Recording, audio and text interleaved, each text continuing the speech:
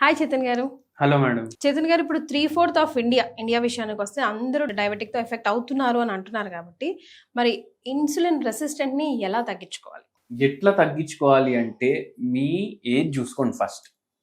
మీరు 30-40 వరకు ఉన్నారు. మీకు షుగర్ వ్యాధి వచ్చింది. షుగర్ వ్యాధి గురించి మాట్లాడితే ఏంది అంటే దీంట్లో కూడా రకాలుంటాయి. ఇప్పుడు వంకాయ రకాలు ఎట్లుంటాయి? కొన్ని చిన్నగుంటాయి, కొంచెం పెద్దగుంటాయి, అట్లా ఉంటాయి కదా. ఇప్పుడు షుగర్ వ్యాధిలో కూడా అట్లా రకాలుంటాయి. ఎక్కువ వచ్చే రకం type 2 diabetes. Okay. Type 2 diabetes ఉంది. మీరు యంగ్ ఉన్నారు. మీకు డైలీ మీకు సమయం తీయగలుగుతారు. దేనికి? ఫిజికల్ యాక్టివిటీ తీయండి. డైలీ ఫిజికల్ యాక్టివిటీ చేయండి. ఓకే. ఇప్పుడు వాచ్లా 10,000 స్టెప్పులని పెట్టుకోకండి. 15 నిమిషాలతో స్టార్ట్ చేయండి.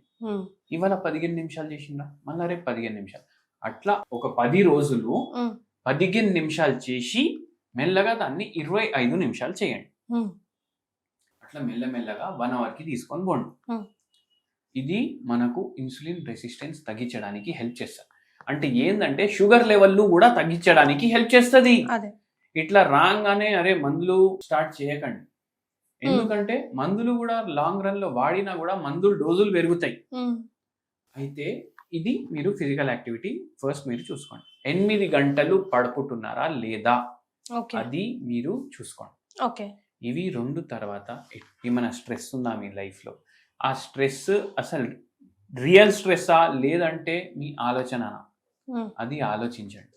దానికి పక్కకు జరిపేసేయడానికి ట్రై చేయండి. మళ్ళా ఇప్పుడు 30 లేదు, నా ఏజ్ 40 లేదు, నాకు 55 ఏండ్లు, నాకు షుగర్ వ్యాధి ఉంది, నాకు మోకాలు నొప్పులు ఉన్నాయి, నాకు బరువు ఎక్కువ ఉంది, నాకు నరాలు లాగుతున్నాయి, నేను వాకింగ్ చేయలేను అని అనిపిస్తే మీకు కొన్ని డిషెస్ చెప్తాను నేను. అవి రెగ్యులర్గా మీ డయట్లో ఇంక్లూడ్ చేయండి. ఇప్పుడు షుగర్ పేషెంట్లు వస్తారు, ఇంతమంది వస్తారు. షుగర్ తోటి బాధపడి కిడ్నీలు పాడై, నరాలు దెబ్బపడి, మళ్ళీ దాని తర్వాత నిద్ర దెబ్బపడి, బీపీ పెరిగి, మోకాలు నొప్పులు వచ్చేసి, ఇవన్నీ ప్రాబ్లంలకి వస్తే మన దగ్గర మనం ఒకటే చెప్తాం, మీ డయట్లో ఫైబర్ పెంచండి. ఇప్పుడు ఓన్లీ ఫైబర్ అని వర్డ్ చెప్పినా నేను, అర్థం కాదు కదా. మరి ఏం చేయాలంటే రోజు పప్పు అయినా వండుకుంటాం, సాంబార్ అన్నా వండుకుంటాం, రసం అన్నా వండుకుంటాం, లేకపోతే ఈ మూడిట్లో 2 అయినా వండుకుంటాం. అవునా కదా? అయితే పప్పు వండిండ్రు మీరు, ఒకరోజు పొట్లకాయ వేయండి, దాంట్లో ఒకరోజు సొరకాయ వేయండి. అంటే పప్పు క్వాంటిటీ బై ఛాన్స్ ఒక 100 ml ఉంది, దాంట్లో ఇంకో 100 ml అంతా పొట్లకాయ ఉండాలి. అర్థమైంది కదా? అంటే మనం ఏం చేస్తున్నాం, ఫైబర్ పెంచుతున్నాం దాంట్లో. ఒకరోజు పొట్లకాయ, ఒకరోజు సొరకాయ, ఒకరోజు గుమ్మడికాయ, ఒకరోజు బుడమకాయ, అట్లా పప్పులో మిక్స్ చేయండి.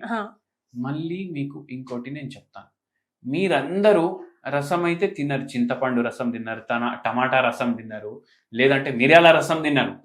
మీరు మిరియాల రసం చేసుకుంటే దాంట్లో కాకరకాయ వేసి ట్రై చేయండి.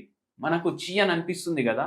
ఒక్కసారి ఈ వీడియో వినేటోళ్ళు అందరూ చేసుకొని వచ్చి కమెంట్ చేయండి. వీడియో లింక్ సేవ్ చేసుకోండి, వచ్చి కమెంట్ చేయండి. కాకరకాయ రసం ఎందుకు నేను చెప్తా, దానికి కూడా రీజన్ ఉంది.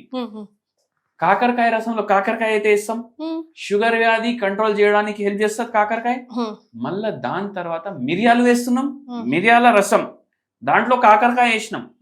మిరియాలు కూడా షుగర్ వ్యాధి కంట్రోల్ చేయడానికి హెల్ప్ చేస్తాయి.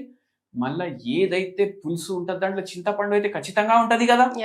చింతపండు వేస్తే అది ఏదైతే మనం తింటాం కదా, అది గ్లూకోజ్ అబ్జార్ప్షన్ అంటే కార్బోహైడ్రేట్ అబ్జార్ప్షన్ కొద్దిగా తగ్గిస్తుంది. 3 బాణాలు ఉన్నాయి దీంట్లో.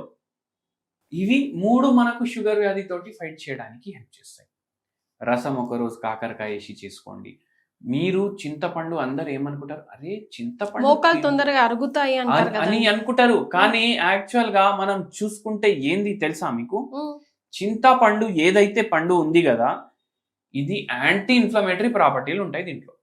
అంటే యాంటీ ఇన్ఫ్లమేటరీ అంటే ఏదైతే అరుగుదల అయింది మోకాల్లో కానీ నడుములో కానీ, దానివల్ల నరాల వ్యాధులు వస్తున్నాయి, ఇవన్నిట్లో ఇన్ఫ్లమేషన్ అవుతుంది. అంటే బాడీ లోపల ఉన్న ఆర్గన్లు కానీ, బోన్లు కానీ, దానికి చుట్టూ ఉన్న కార్టిలేజ్ కానీ ఉబ్బిపోవడం. ఆ ఉబ్బుడు తగ్గించడానికి చింతపండు హెల్ప్ చేస్తుంది. మళ్ళీ నొప్పి కూడా తగ్గించడానికి హెల్ప్ చేస్తుంది. షుగర్ వ్యాధిలో కూడా బెనిఫిట్ ఉంటుంది. Correct. అట్లా అందుకే నేను చెప్తున్నాను చింతపండు అనేసి. అంటే ఏంటంటే పాతకాలంలో ఎట్లుండే అంటే మొత్తం రోజు మనిషి పని చేస్తుండే. మొత్తం రోజు మనిషి పని చేస్తే వానికి ఎనర్జీ ఎక్కువ కావాలనా లేదా? అయితే చింతపండు ఎక్కువ తీసుకుంటే ఏమవుతుంది? కార్బోహైడ్రేట్ అబ్జార్ప్షన్ తగ్గుతుంది. అందుకే అప్పటోళ్ళు ఏం చెప్తుండే, అరే మనకు ఎనర్జీ ఎక్కువ, చింతపండు ఎక్కువ తింటే ఎనర్జీ తక్కువ అయిపోతుంది బాడీలో, అందుకే తక్కువ తినమని చెప్తుండే. కానీ ఇప్పుడు పనే లేదు, పని లేకపోవడం ఒక పని అయిపోయింది ఇప్పుడు, అవునా కదా? అయితే అందుకే చింతపండు ఇప్పుడు తీసుకోండి, కలియుగం ఇది. అయితే అందుకే తీసుకోండి, మీకు బెనిఫిషియల్ ఉంటుంది షుగర్ వ్యాధిలో. మళ్ళీ దాని తర్వాత ఇప్పుడు దోశలు తింటారు, దాని బదులు రాగులతోటి దోశలు వేసుకోండి. దీనికి ఇది కాంప్లెక్స్ కార్బోహైడ్రేట్. ఇప్పుడు ఇన్సులిన్ రెసిస్టెన్స్ కానీ షుగర్ లెవెల్లు కానీ తగ్గడానికి ఏమేమి చేస్తుంది అంటే కాంప్లెక్స్ కార్బోహైడ్రేట్లు హెల్ప్ చేస్తాయి. దీని జిఐ ఇండెక్స్ కూడా తక్కువ ఉంటుంది, గోధుమ కన్నా రైస్ కన్నా తక్కువ ఉంటుంది. అయితే అది కూడా మనకు హెల్ప్ఫుల్ ఉంటుంది. రాగులతోటి దోశలు, జొన్నలతోటి దోశలు, కొర్రలు ఉంటాయి కదా, దాంట్లో ఉప్మా తయారైతుంది, దోశలు తయారైతాయి, ఇడ్లీలు తయారైతాయి. ఇంకేం కావాలి మనకు? ఇడ్లీ, దోశ, ఉప్మా 3 అవుతున్నాయి. 3 రోజులు అట్లా వెళ్ళిపోతాయి కొర్రలతోటి. ఇంకా 2-3 రోజులు ఏవైతే మిగిలినాయి అవి ఒకరోజు జొన్నలు, ఒకరోజు రాగులు, ఇంకో రోజు రాగులతోటి ఇడ్లీ, అవునా కాదా? మళ్ళీ ఇంకోటి కూడా చెప్తాను నేను, ఇన్సులిన్ రెసిస్టెన్స్ కానీ షుగర్ కానీ తగ్గించుకోవడానికి హెల్ప్ మనకు చేసేది ఏంది తెలుసా మీకు? పుట్నాల చట్నీ. ఎక్కువ కొబ్బరి చట్నీ చేసుకొని తిన్నారనుకోండి, కార్బోహైడ్రేట్ ఎక్కువైపోతుంది. పుట్నాలలో ఏముంటది? ప్రోటీన్ ఉంటది ఎక్కువ, అవునా కాదా? దాని చట్నీ వేసుకొని తినండి. షుగర్ వ్యాధితోటి బాధపడేటోళ్లకు, ఎవరికైతే నరాల నొప్పుల సమస్య ఉంది, నరాలు చచ్చుబడిపోయినాయి, వాళ్ళకు ఆ నరాలకు కూడా హెల్ప్ఫుల్ ఉంటది. మళ్ళా దాని తర్వాత షుగర్ వ్యాధికి కూడా హెల్ప్ఫుల్ ఉంటది. సో ఇన్సులిన్ రెసిస్టెంట్ తగ్గించుకోవాలంటే రకరకాల కాయగూరలతో రోజు పప్పులో యాడ్ చేసుకుంటున్నా, కాకరకాయ మిరియాల రసం చేసుకున్నా, దోశ మన రెగ్యులర్ దోశ కాకుండా మిల్లెట్స్తో ఆల్టర్నేట్ చేసుకుంటే హెల్త్కి హెల్త్ అండ్ దెన్ టేస్ట్ కూడా ఉంటుంది అంటున్నారు డాక్టర్ చేతన్ రాజ్ గారు.